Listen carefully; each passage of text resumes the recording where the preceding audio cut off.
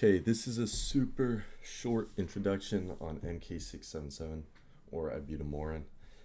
And this is a super popular drug more recently. And there's a lot of misconceptions about it, and it pisses me off. It's super annoying. A lot of people think it's a SARM. It's not. A lot of people think it will get you huge. Spoiler, it won't.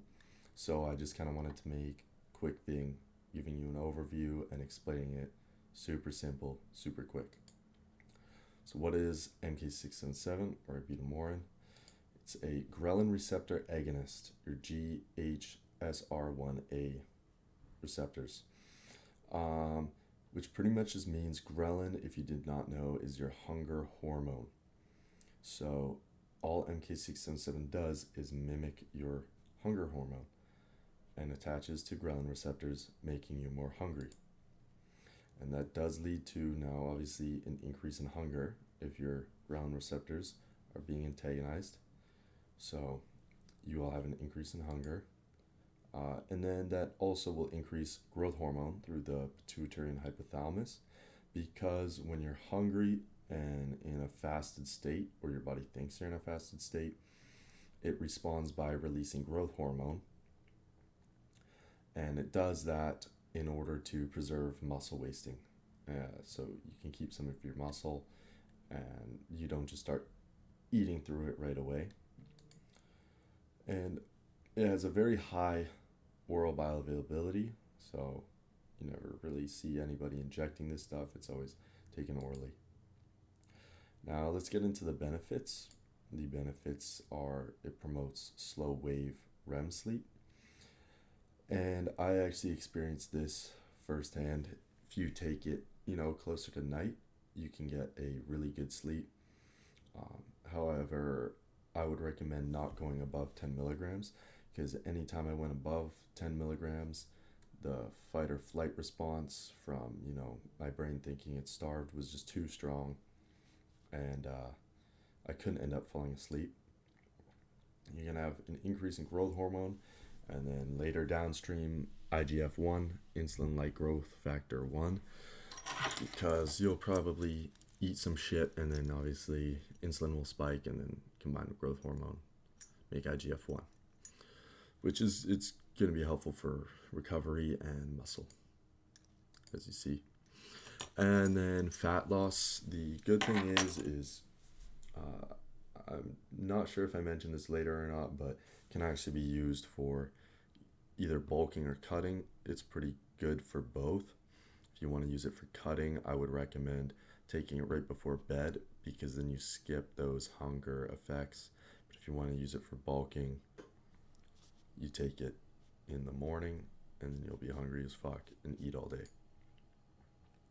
Now the drawbacks: increased insulin resistance. This happens worse in some people than others, but I mean, if you use it for long enough and eat like shit, and you're constantly spiking insulin through like eating carbs or sugars and spiking your blood glucose level, you will build insulin resistance faster. A side effect for some people is really high increased prolactin, which can cause some just nasty side effects. You'd have to search up the side effects of high prolactin.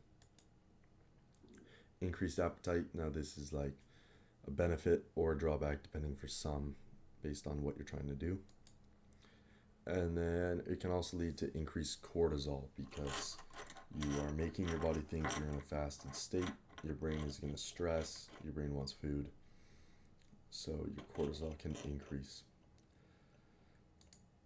Now the big question is, does it build muscle? Because this is what I see everybody online raving about, saying it's going to get you huge. Like I said, it's not.